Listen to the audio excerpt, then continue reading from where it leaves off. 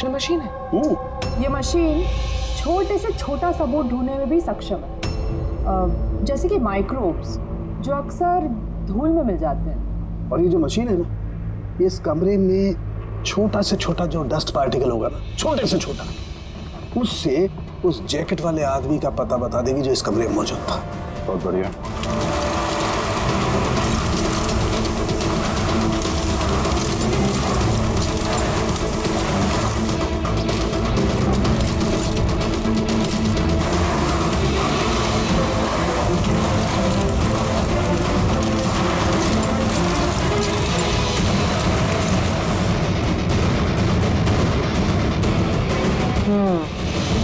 ये देखिए, जो हमारी नजरों से बच गया वो इस मशीन ने ढूंढ निकाला।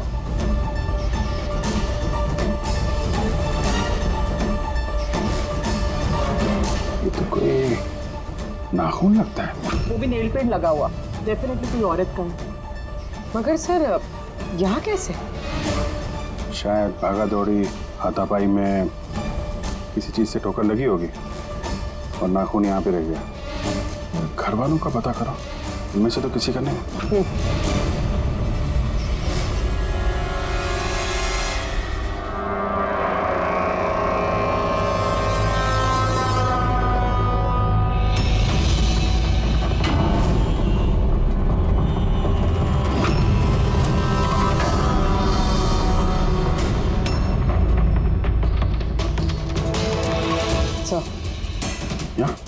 पर घर में तो किसी का भी नहीं है। शायद उस औरत का होगा जिसकी लाश आशका ने देखी थी।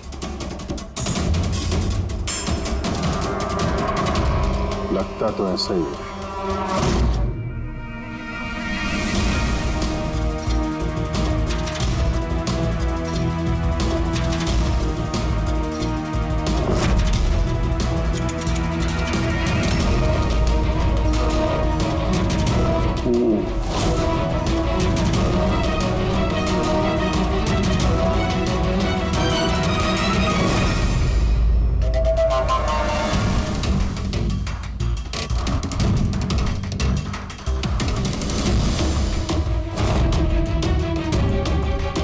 ये बात है तरीका। राइट। क्या पता चला इस नाखून का किसका है ये? सर, नाखून का डीएनए किसी भी फैमिली मेंबर से मैच नहीं हुआ। लेकिन एक बात पता चली बस, ये नाखून जिस किसी का भी है वो एक औरत है और उसकी उम्र 20 से 25 साल। 20 से 25 साल की औरत। और ये बात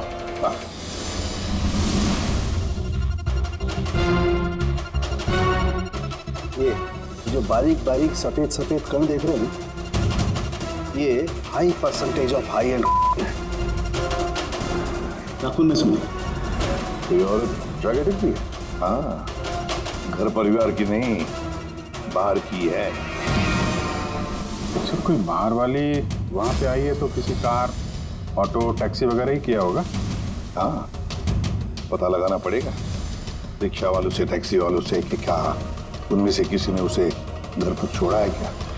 सर, वो आशिका बता रही थी कोई फ्लोरोसेंट ऑरेंज कलर की जैकेट पहने हुए आदमी था वहां पे।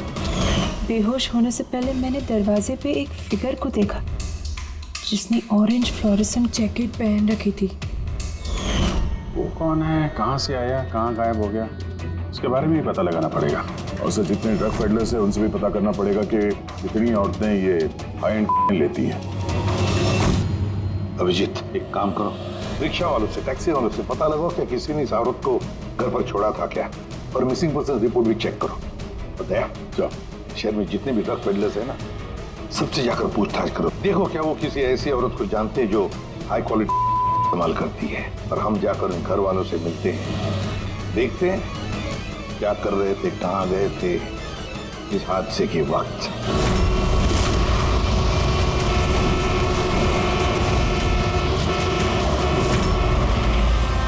तुम्हारी एसोसिएशन से पता चला है कि 10 तारीख को यानी परसों रात में तुमने शांति निवास बंगलों में किसी लड़की को छोड़ा था। हाँ सर, छोड़ा था।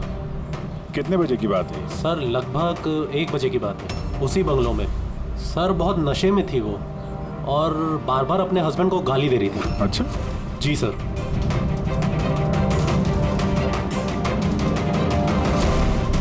ये लड़की थी वो? हाँ सर, यही थी वो। वहाँ बंगलों के आसपास कुछ गड़बड़ लगी क्या? नहीं सर, गड़बड़ तो कुछ नहीं लगी, सब कुछ नॉर्मल ही था। और एक कार खड़ी थी, एक बाइक, और सर एक गार्बेज वैन भी था। Garbage van? जी sir. Sir sir sir sir sir sir मैं भी एक लड़की को परसों शांति निवास बंगलों के बाजू में छोड़ा था। कितने बजे? सर यही कोई 12:30 बजे के आसपास। और तुमने 1 बजे छोड़ा था? जी सर। ये लड़की थी वो? नहीं नहीं सर, ये लड़की नहीं थी। तो इसको तुमने 1 बजे छोड़ा और 12:30 बजे जिस लड़की को छोड़ा था उसको दोबारा देखोगे तो पहचान जाओ? एकदम सर, बरोबर पहचान लेगा। गुड। सुनो, तुम लोगों से जो भी सवाल पूछा जाएगा उसका सही सही जवाब चाहिए। जरा सा भी झूठ बोला ना तो बड़ी मुसीबत खड़ी हो जाएगी, समझे?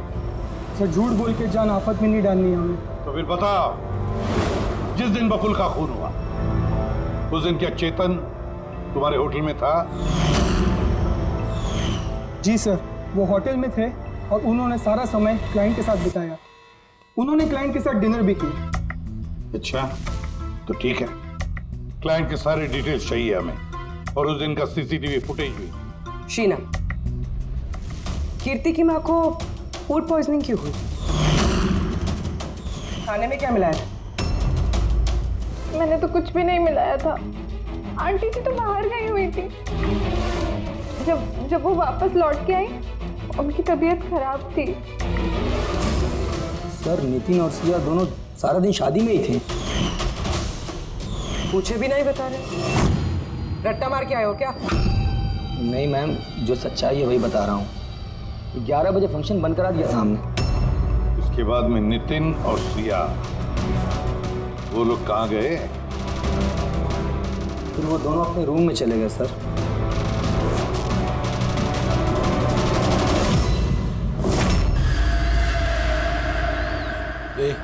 ये माल किधर मिलेगा?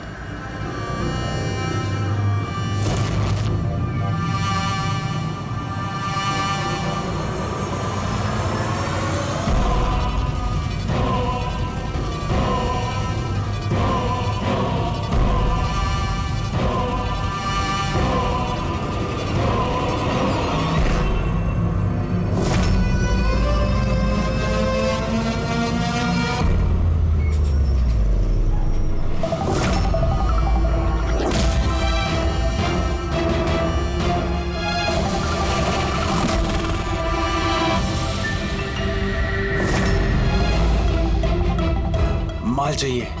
मिलेगा।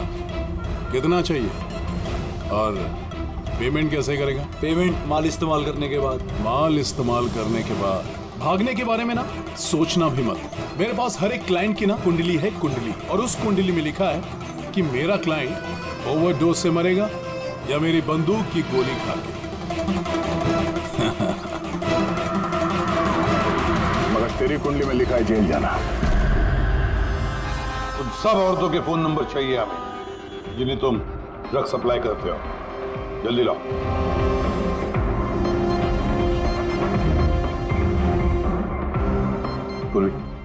देखो जरा, कॉल करके देखो इन सारे नंबर्स पर। देखो कोई गायब तो नहीं है।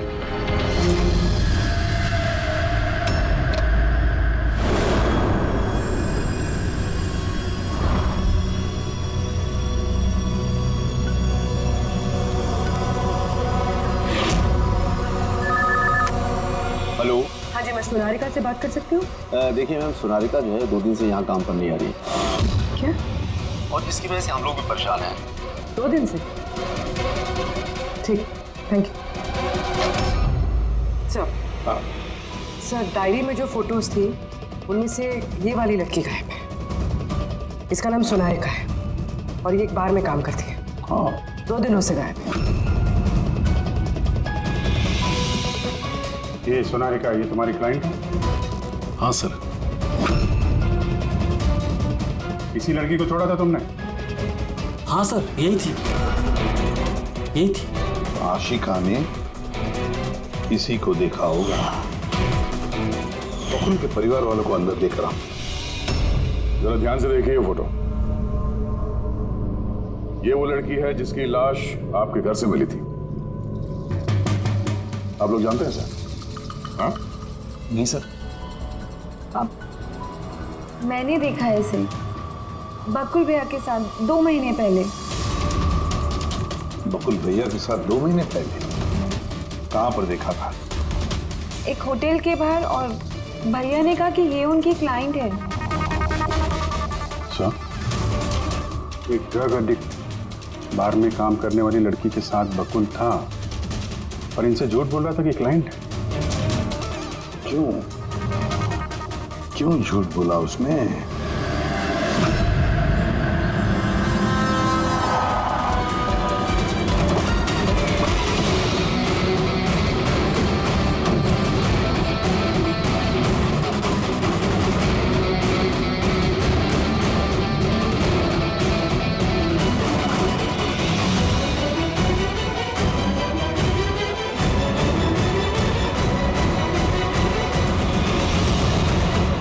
सोनाली का यहीं पे काम करती थी ना? जी हाँ, यहीं काम करती है। आप लोग कौन? सीआईडी। सोनालिका का खून है क्या? इसीलिए वो 2 रात से यहाँ काम पर नहीं आ रही है। हाँ, मगर हमें उसकी लाश नहीं मिली है।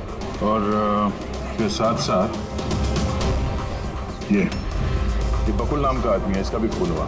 हम ये जानना चाहते हैं कि सोनालिका का इस बकुल के साथ क्या संबंध है?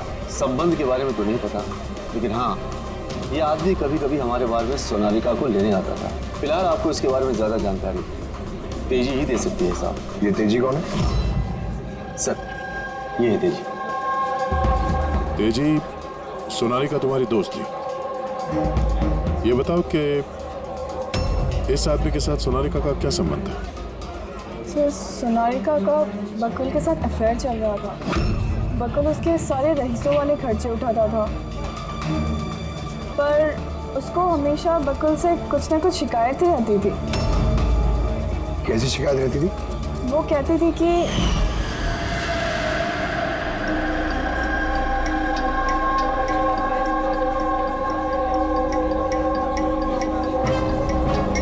सोनालिका, क्या हुआ? मैं बकुल के साथ ना अब ये रिश्ता और नहीं रख पाऊंगी। क्यों, क्या हुआ? ना तो ये रिश्ता रखने के पैसे मिल रहे और नहीं वो बकुल अपनी बीवी आशिका को डाइवोर्स दे रहा है। कुछ तो करना पड़ेगा। क्या करेगी तू? ब्लैकमेल। क्या? मैं उसे ब्लैकमेल करूंगी जिसने मुझे नाटक करने के लिए कहा है। तो कोई सोनालिका को पैसे दे रहा था बकुल के साथ प्यार का नाटक करने के लिए। मास्टरमाइंड कोई और ही है? हाँ, और उसी मास्टरमाइंड ने प्लान किया और इस सोनालिका और बकुल को मार दिया। और आशिका का वहां पर आना प्लान में शामिल नहीं था।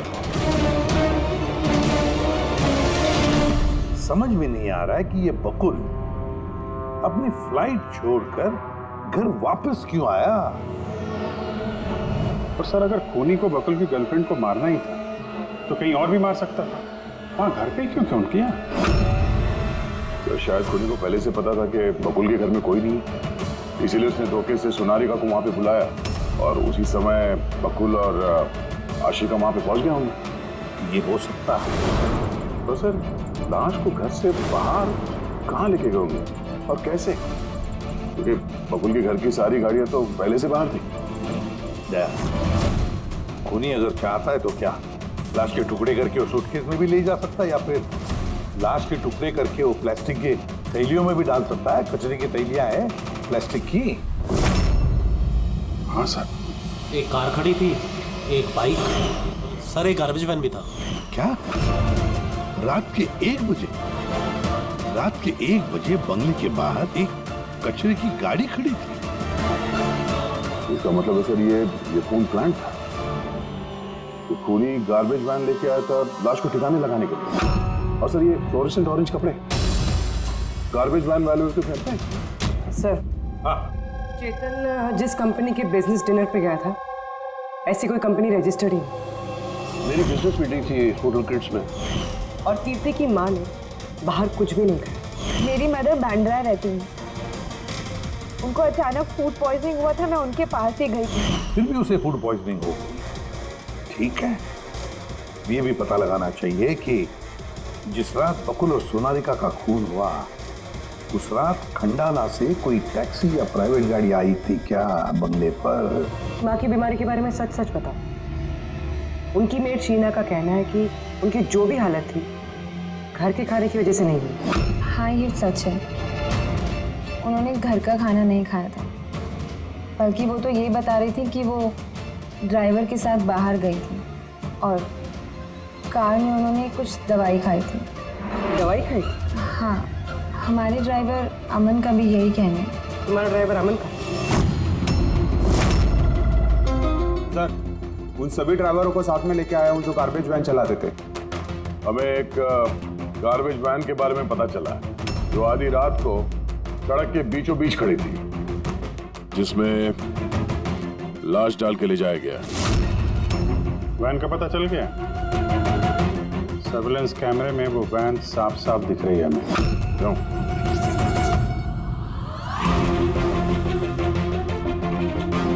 तुम हो ना उस वैन के ड्राइवर? नहीं सर, मुझे कुछ नहीं पता। मेरा भाई लेकर गया था सर उस वैन को। अब वो उसे कहाँ लेकर गया था और क्यों लेकर गया था मुझे कुछ नहीं बताया सर उसने। फोन लगा उसका? जी सर।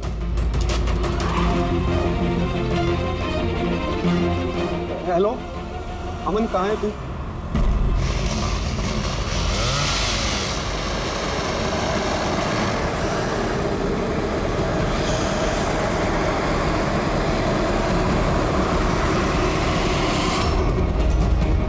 क्या भाई, कैसा है?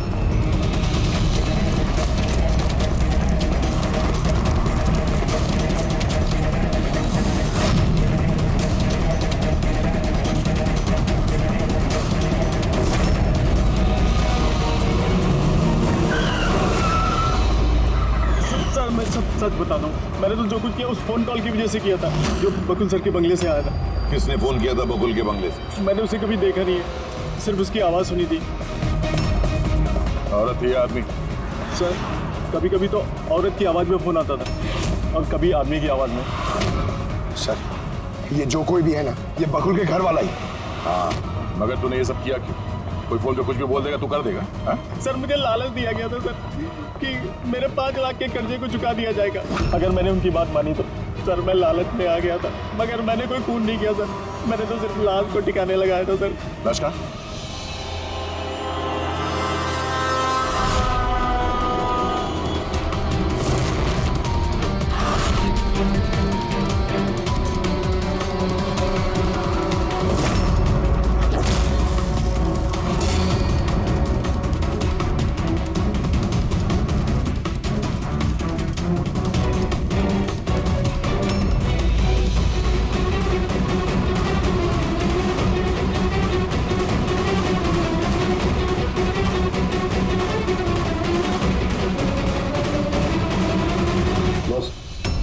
इस लड़की का गला घोटा गया है, शायद इसी से इसकी मौत हुई है। तो इसीलिए सोनालिका के खून का कोई भी निशान नहीं था क्राइम सीन पर।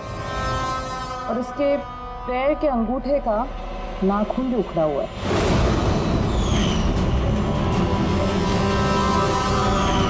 और सर, ये क्या है? ये पीला पीला पार्टिकल? यही तो इस केस की सबसे अहम कड़ी है। चलिए खड़े हो जाइए सर, उठिए। और कितनी पूछताछ करेंगे आप लोग?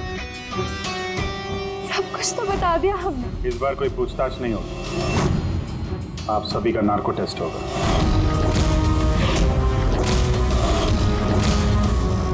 नार्को टेस्ट क्यों पर? क्योंकि आप में से कोई है जो सच नहीं बोल रहा। आपके पास कोर्ट की परमिशन है इस नार्को टेस्ट के लिए? जी हाँ, परमिशन के बिना हम कुछ नहीं करते।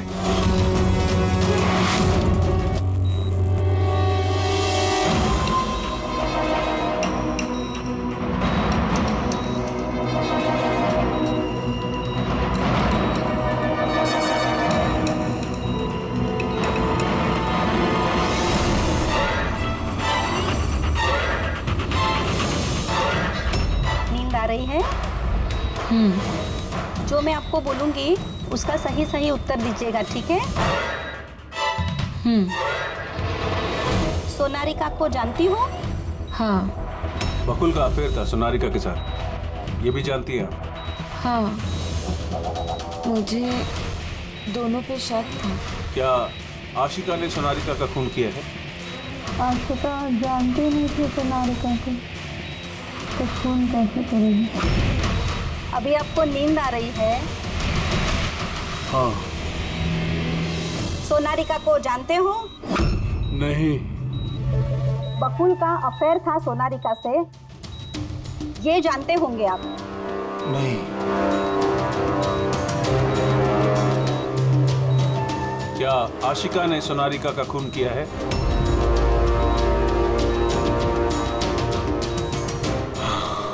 आशिका सोनारिका को जानती थी।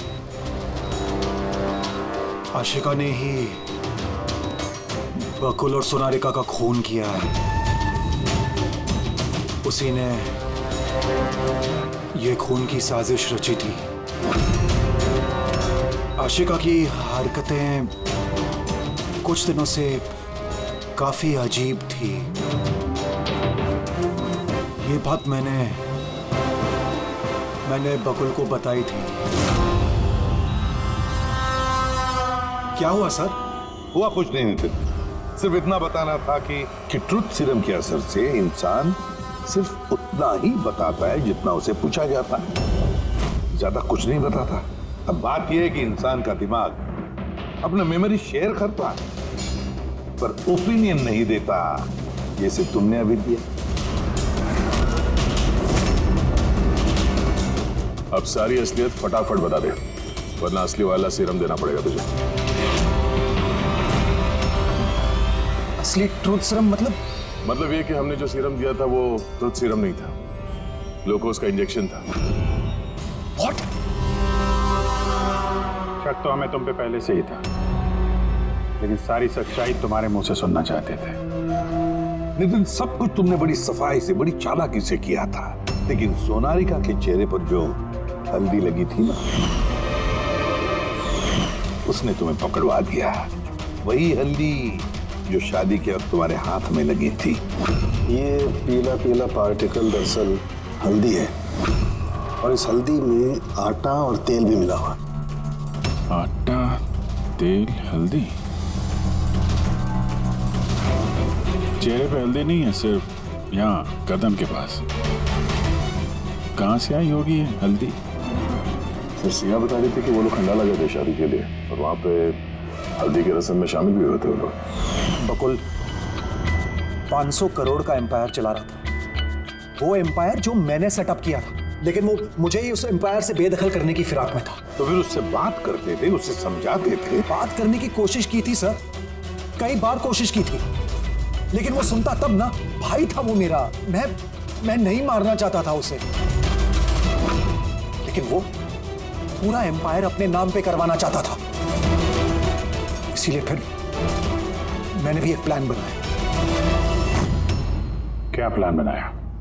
बकुल और आशिका के आए दिन झगड़े होते रहते थे। वो आशिका को छोड़ना चाहता था। मैंने सोनारिका को पैसों का लालच दिया और उससे कहा कि बकुल से झूठ मूठ का प्यार का नाटक करे, और एक दिन आगे जाके उससे शादी भी करे। दरअसल मैं सोनारिका के जरिए अपना एम्पायर हासिल करना चाहता था। मगर उसे क्यों मान दिया? वो तो तुम्हारा साथ दे रही थी शुरू में सर, लेकिन बाद में उसने मुझे ब्लैकमेल करना शुरू कर दिया। और इसलिए तुमने सोनारिका को धोखे से घर बुला लिया। हाँ सर, उस रात मैंने ऐसी सिचुएशन क्रिएट की जिससे कि सब लोग घर से बाहर रहे। मैं भी सिया के साथ खंडाला चला गया, और जैसे ही सिया ने दवाई ली और सो गई, मैं फौरन टैक्सी पकड़कर यहाँ आ गया और अमन को बुला लिया। सोनारिका के घर पहुंचते ही, देखो सोनारिका, मेरी बात समझने की कोशिश करो। अगर बीच रास्ते में तुमने मेरा साथ छोड़ दिया तो मेरा पूरा प्लान चौपट हो जाएगा। हो जाए प्लान चौपट, मुझे कोई फर्क नहीं पड़ता। और वैसे भी मुझे उस बकुल में कोई इंटरेस्ट नहीं है, और ना ही मैं उससे प्यार करती हूँ, और ना ही मैं उससे शादी करना चाहती हूँ।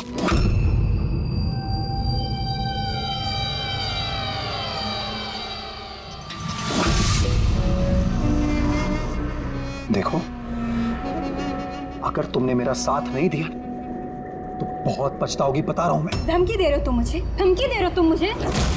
हाँ? ऐसा ही समझ लो।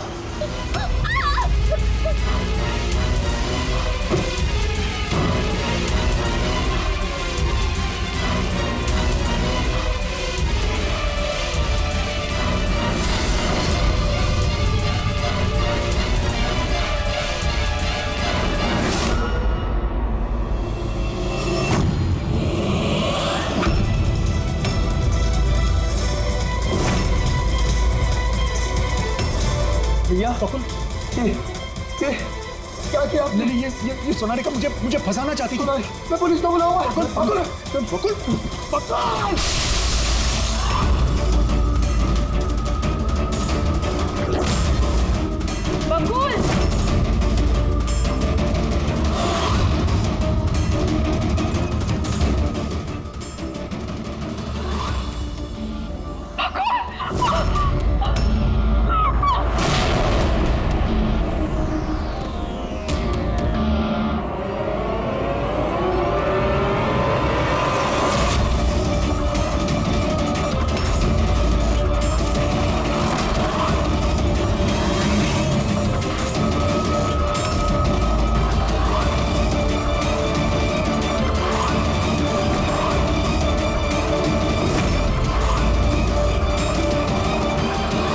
मैंने अमन को फोन पे पहले ही बता दिया था सोनालिका की लाश को ठिकाने लगाने के लिए।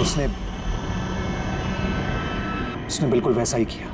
पैसों की लालच ने तुम्हें इतना अंधा बना दिया कि तुम अपना सगा रिश्ता भी भूल गए, अपने भाई की जान ले ली और तो और अपने साथी सोनालिका को भी मार डाला। कानून तुम्हें कभी माफ नहीं करेगा, कड़ी से कड़ी सजा होगी, शायद फांसी।